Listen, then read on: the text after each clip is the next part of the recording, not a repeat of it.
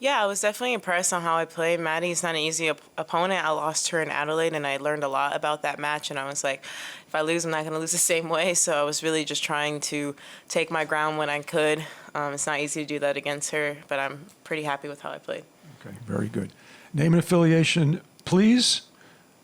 Chris, you're first. Chris Rim, New York Times. Coco, 3 years ago, you obviously, like last time you were in the third round, you left the court in tears and you spoke finally through tears, and now you have your own shoe and you play with this confidence, and after the post-match, you're talking with this confidence. Do you ever think about your evolution over that period of time? And I mean, you're still 18, but do you ever think about that evolution as a person and as a player? Yeah, I definitely learned a lot from that experience. I think I was putting so much pressure on myself, but I was really just new to the scene. And yeah, I always say, I said this before, I was really delusional then. You know, it was my first U.S. Open, and I thought I was going to go out in flying colors. And yeah, and I didn't. So I learned that everybody's journey and path is different. And, you know, I'm definitely happy that people expect big things of me. But I think it's more, I focus on my expectations of myself than other people's. Ava? Ava Wallace, The Washington Post. Coco, you mentioned earlier this week, I think, that your mentality, I think referring to your tennis, wasn't in the best place at the beginning of the year. How did you flip that, I guess? Oh, yeah, it was both tennis and life. And I think I flipped it, well, just really about the people I think around me helped. I mean, I feel like in my tennis, I was losing my identity on the court, and I was very confused about how I wanted to play. And I got, you know, a new coach, and he very helped me a lot find my identity and how I want to play. So credit to him for that.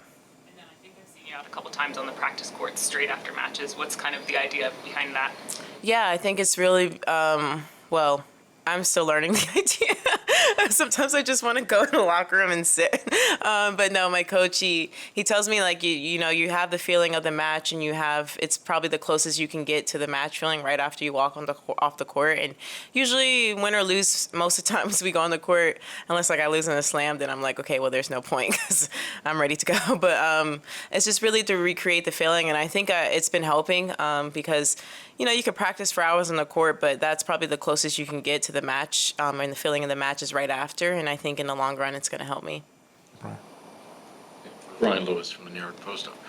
I'm curious, could you, I guess, expand a little bit on how you feel maybe that identity may have changed a little bit or evolved or grown from, say, January to now? Yeah, I think in January I was relying too much on my speed, and I was because against, you know, lower ranked players, you know, I could get away with just getting the ball back, and then, you know, I'm playing higher players who power hitters, and I'm like, okay, well, that's not working anymore. So I think now I'm using it as a weapon and not so much as a defense mechanism, and using it to aggressively get to the balls and using it to attack the net instead of using it to run side to side. Yes, I still use it to do that because that's tennis. You can't help it. But I think it really changed my mentality on how I'm using my athleticism. I'm not relying on it anymore. Now I'm trying to use it as a weapon. Okay. Court? Coco, congrats on the win. Just obviously your breakout kind of came on the slams. That's how most people remember you from Wimbledon or even US Open. And I'm curious, obviously, you know, you've grounded out on the tour throughout the time.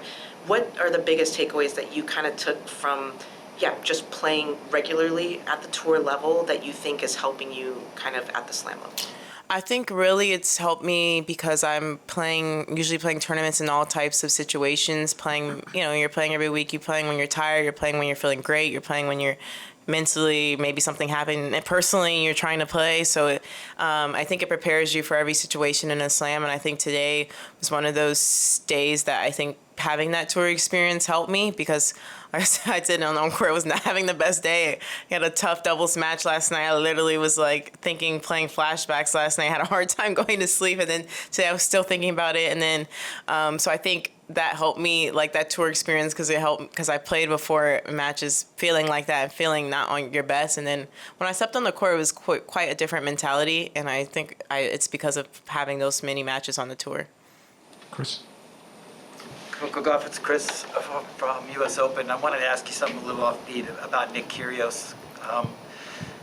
I just wonder overall what you think of his game. What do you think makes him so effective? What do you think makes him so box office? And do you actually also think that he's a different player this year than he was in years past. Yeah, I think he has a great serve. I mean, well, I don't talk about his on-court game. We all know he's great. And, I know there's things on the court that he does that people, don't agree with. And, I probably don't agree with some things. But overall, I think he's a nice person. At least he's always been to me. I remember I first hit with him. He probably doesn't remember this. I was 13 years old at Miami Open, and he finished his practice and hit with me for like 30 minutes. And so it's just like things like that stands out for me, and that's why I feel like I could never dislike him, because constantly when I see him around, he's always saying hello. And then again, when I was 14 at Miami Open again, he had finished a 2-hour practice. I forgot. I think it was with Francis Tiafoe. And I remember saying, well, there's no way he's going to want to hit with me. Just like grind it out for 2 hours. And he actually stayed and hit with me for an hour again. So it's just moments like that people don't really see about him. So I think people paint him as a bad guy, but I feel like around the grounds, at least my experience with him, he's not. And for me, I think it helped me in the long run as a player, hitting with him, because and he told me good things about my game. And at that time I was like Nick Kyrgios thinks I'm a good player. And so you start to believe and gain confidence in that. So yeah, I think he's gonna, for sure, if he keeps it up, I think he can go far. Well, he can win a tournament. We all know he has the ability to, and he was close at Wimbledon, and I always root for him, no matter who he's playing, to be honest. Hi, Shara Taylor, New York Beacon. Congrats on your win. Thanks.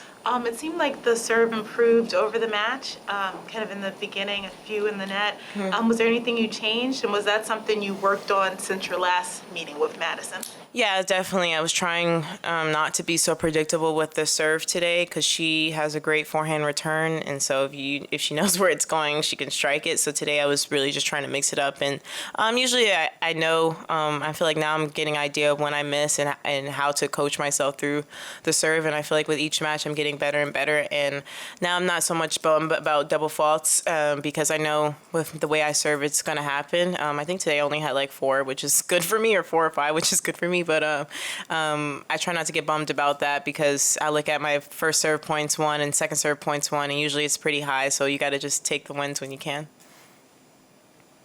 Coco, Meredith Cash from Insider. Obviously, you're here with us right now, and we've got a pretty blockbuster match going on out on Ash. I hear them, to be honest. Yeah, me too. I'm wondering if you're going out to watch. Obviously, that's been the question every time you've taken the day. I don't know if I'm gonna watch because it's been a long couple of days. I will be watching on TV. I don't know if live. It's loud in there. I don't think people realize how loud it is. I literally went, when I saw the first match, I went inside for a bit to get away from the noise. So I will be watching on TV. But I mean, she's playing really well, so I don't think this will be the last time we see her on the court. So, but yeah, I mean, I'm definitely gonna watch. But like I said, she's been playing well, so I don't think this will be the last time we see Serena yet. Court, last question. Coco, just looking ahead, Zhang Shuai in the next round, she's on a really good run as well, and a good streak. Can you just talk about the challenges of facing her? And also, just as a person, she had some lovely things to say about you. Like, what is she like around the grounds, around the locker room with you guys? Yeah, I think her and Ons are probably one of the most liked people on tour. You never really meet someone who dislikes her. And I got to play doubles with her. And I played her in Miami Open, and that was I think I won in straight sets, but it was a tough match. And I'm sure the next time I play her, I don't even know what today is, but when I play her, gosh, it's going to be another tough match. But as I said, as a person, always always so nice. She congratulated me when I was number 1, even though I took it from her. So that's what stuck out about me, and like I said, I think she's probably one of the nicest players on tour, and it's great to have people like this, because she's such a tough competitor on the court, but also as soon as it's over, she has so much respect and for everyone. So I'm just happy that tennis has someone like her in the sport.